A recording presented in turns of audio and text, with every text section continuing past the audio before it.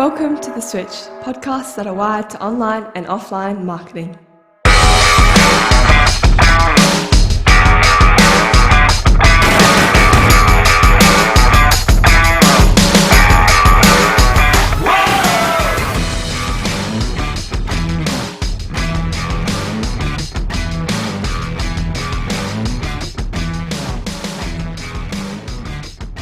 Welcome back to The Switch, and we have a special guest here with us today, Dean Keating of District 32 fame. I see you got your District 32 shirt on? Yeah, I've got 7 of them. 1 through 7 a week. You sleep with them? Yeah. So hang on, you actually wear it on the Sunday? I love it. Every That's second. such a cool commitment. It's just because they're clean. No, look, I've been looking forward to this one, Steve. Glad someone else. Chatting to Dean and having a bit of fun. Absolutely. Both you and I have known him for some time now. What, good 6 years at least? Yeah, well, no more than that. Yeah. Jeez, I remember meeting you're you at, was it up in Joondalup? Was it Fibber McGee's? An Irish pub. An Irish pub. Hang That's on. right, yeah. And There's a joke here somewhere. No. My very first networking meeting back in, it must have been 2009, 2010. Yeah. No, 2012. Yeah. Yeah. Absolutely. 10 years. Incredible how we've changed over the years. Yeah. How many incarnations of our businesses happened over the years. I'd no hair back then either. No. But we've gone through a few different phases in your life, and I look forward to hearing more about that. So Dean, we all know you're a sales guru, as I said earlier, that you keep stating the fact, and I think, if you keep saying something enough, people will eventually start believing you. I don't remember using that bar that No. Look, as I said, I've known you probably not quite as long as Steve, and I think you're a wonderful person. You're very giving, and I know that your space has always been in and around sales, and that's your primary role in the District 32 network space as well. And I've had many conversations with you, sober and not so sober, and it's always been very interesting. Yeah. So you've got a lot of life experience, and I can honestly say that whenever we've talked about sales or been in a conversation about sales, I've taken something away from Absolutely. it. And I think that's a great thing about meeting new people and talking to people that have great life experience, but also work experience. People that know what they're doing, their professionalism. And not really about the qualifications, is it? No, absolutely not. So I, before I get into some really interesting stories about your past, No. I would really like your take on sales, modern day sales, and how that works. And I suppose we're all dealing with businesses in a bigger corporation space, but we're also dealing with the smaller business that sometimes struggles. Yeah. And what kind of advice would you give to a smaller business that really probably they're in that flux state at the moment where they want to grow, they're not sure how to grow, they're learning things and listening, and so they're getting a little bit enthused about their business and where it can go. What are the maybe 3 or 4 major steps that you think would make the most difference to a business in that position? Yeah. I think first off, what I find with most businesses, even whether they're new or even established, there is no plan in sales. So, like I said to a company who are about 12 years in business, he asked me to review his sales stuff. I said, show me your diary. And there was nothing blocked off over the week outside of his networking. And the only reason that's blocked off is because he's a paid member of a number of organizations. So there is no plan generally. And yes, an interesting question to ask a business owner is, tell me how you do sales. And it doesn't roll off the cuff. They have to think about it. So what that says to me is it's ad hoc, or they're living a hope, which is the good place to be. You want to be in control of it. Generally, there's no strategies. They might say, "Oh, I do networking," and that's just one strategy. It should never be. You should always have 3 or 4 strategies. So generally, you'll find it's one strategy, and even with the one strategy, it's not well thought out. I'll go networking as an example. I'll turn up every 2 weeks again in hope or in ad hoc. There's no strategy behind it. I think sales has changed a lot since I first started 30 years ago. I think the buyers are a lot more sophisticated. They've done their research, obviously with Google and internet, etc. They know a lot more, and I think it's probably when I started, it was a bit more in your face with sales. It's, I suppose, that famous one from Glengarry, and there'll always be closing. But it's not that way anymore. It's more a relationship, so it's more touch points. 100%. Yeah, more interaction.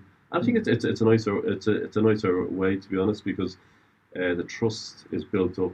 But it takes time, so you got to be prepared that whatever your strategy is, it's going to take time. Awesome. I mean, we've all done our fair share of networking over time, and Steve and I met the same way. We do a lot of business together, but that never would have happened without some kind of a relationship. And also, it takes time to get to know each other. Yeah. How we do our own thing, what exactly. our professional scope is, how we can help each other.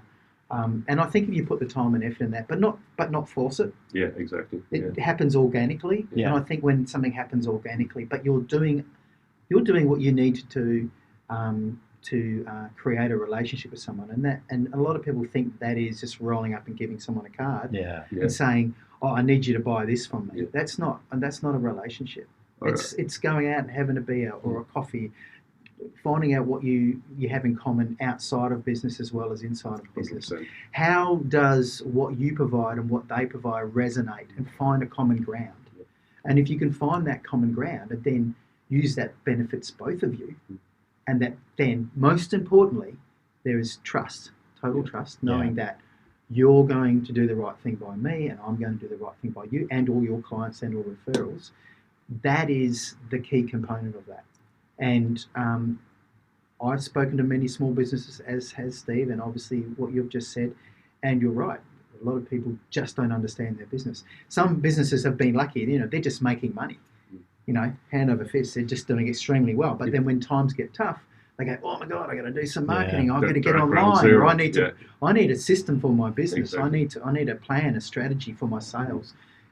All this time we've just been winging it, and it's been great. But now we're in the shit. I think some really great points there, but I think you've got to have a philosophy around it. So you say to a room full of business owners, what's your philosophy around customer service? They'll all have a view. It might be different, and they'll all be good views.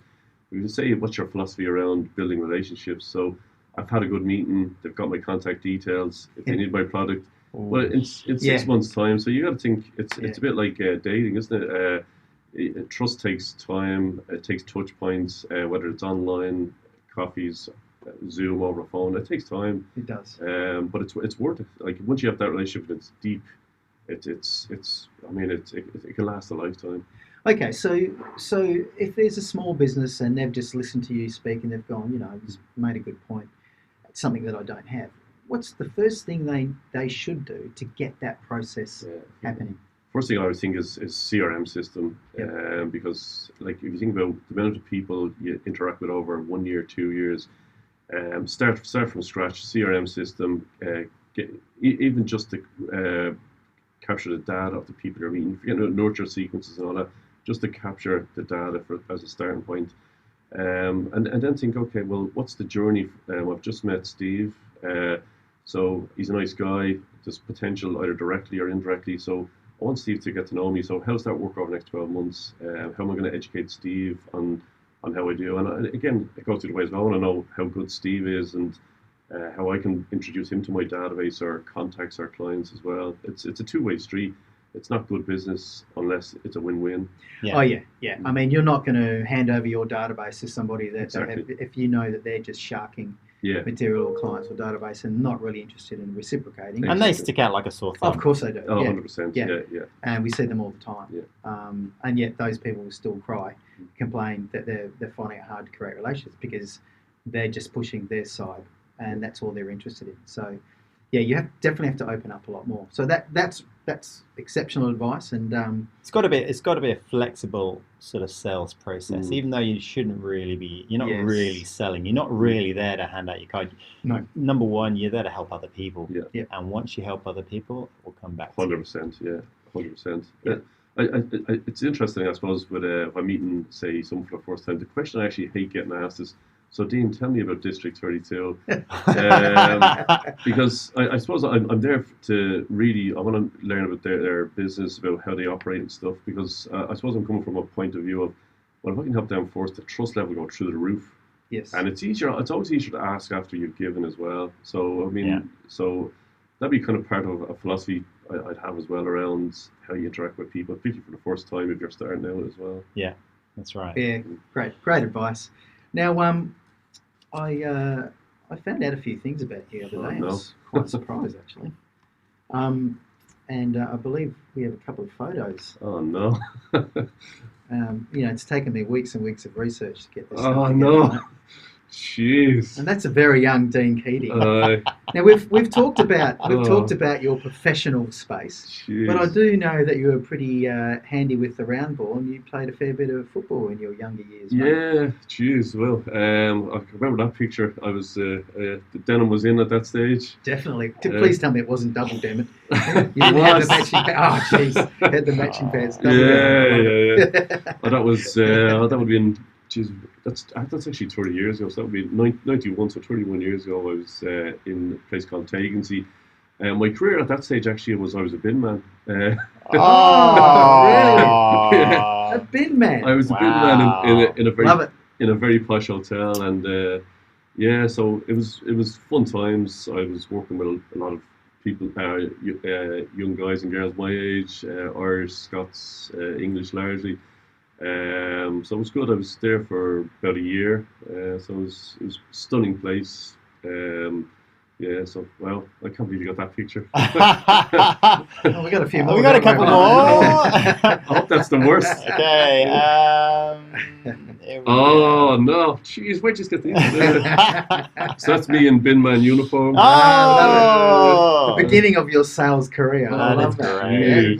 Hey, look, honestly, some of the most interesting people in the world, and where they've started in their life journey, are some of the best stories. Well, jeez, where'd you get these from? Well, I can't tell you that. Yeah.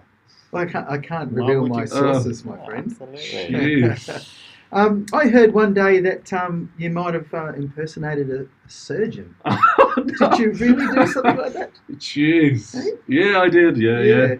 Well, tell us the story because I'm intrigued. So I was new to I was fairly new in Australia, and I was organising a political event in UWA. So I hadn't really got used to the currency. So I had my wee lad with me who was 11 at the time. So we went into a restaurant in UWA, and the price of a burger was phenomenal. I was going, my memory is like $40.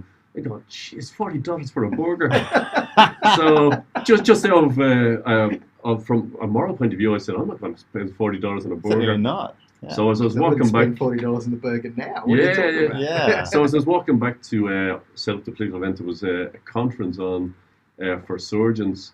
And I just said to my wee lad, if anyone asks you, you're a surgeon, the food was outstanding. Oh, brilliant. Nice. Okay, all right. Well, so you're a man of many talents. Yeah. Well, I believe you're fond of eating other people's canter meals as well. What would you mean? Well, the story goes that you walked into a bar. Again, it sounds like Irishman, a joke. And you saw what you thought were free sandwiches on the bar, and you just started eating them in front of the couple who had actually just purchased their lunch. There's a backstory there. I reckon the backstory is a Guinness or two. Well, I was playing for my local team back in Dundrum Rose, and we had a football team, soccer, we'd had a massive victory, so we were all on a high and into Dublin City. So we must have been out and about probably 4 or 5 hours. Then you could see there was a couple American couple at this bar, and I said, I haven't eaten yet. So as Wayne said, I just thought they were complimentaries. You started eating their food. Yeah, so awesome. I've been fond of America ever since. So I love it. And finally, I had heard that you rescued a dog one day and started looking after it and really took it under your wing, but actually found out that you may have kidnapped someone else. Oh no, dude! This is golden. It really is. Yeah. Dino, you're such an entertaining fellow. I was actually. I think we're just scratching the surface as well. I believe we are. Yeah. Well, there's a backstory there as well. Okay, well, can we hear that? Because there's an interesting story. Yeah, for sure. I was coming back from another famous football victory. Oh, surprise, surprise. There's a theme here. There's a theme here. And yeah, so there's this big shaggy dog, about 100 meters from our house in the middle of nowhere. And I said, that dog's lost. But everyone around me told me, no, that dog's not lost. But I was convinced. I said, I'm bringing it home. So, yeah, well, it turns out it wasn't lost. Yeah. Love it, mate. Absolutely love it. Well, look, Dean, you know, we've had a few guests on this show. Oh, hang on, something else has just popped up on the screen. It looks like member of the Beatles. Oh, yeah. Jeez, member of the wow. Beatles. Now, would this possibly have been your wedding? It was, yeah. So classy. yeah. So I'm a big Beatles fan. Yeah, Yes, you might we have know guessed. So got married in Liverpool at the Beatles Festival a few years ago. So myself and Sue, we didn't actually tell each other what we were wearing. So as she came up the aisle, we actually clashed in colours, kind of bright pink. So Sure, she was impressed by that. yeah. So now you know why my nickname is Ringo. Love it. That's great. awesome. Oh, good stuff. So we got a couple of other. We just got a selection of photos. So I went onto your Facebook account, Social media stalker. and I just thought, there's just a running theme throughout your life, really. Famous football victories. Not quite. Oh, so no. I found this. Oh, right. You must have taken that picture. I was a waiter in a bar in Scarborough. That. I was picking up empties in a pub.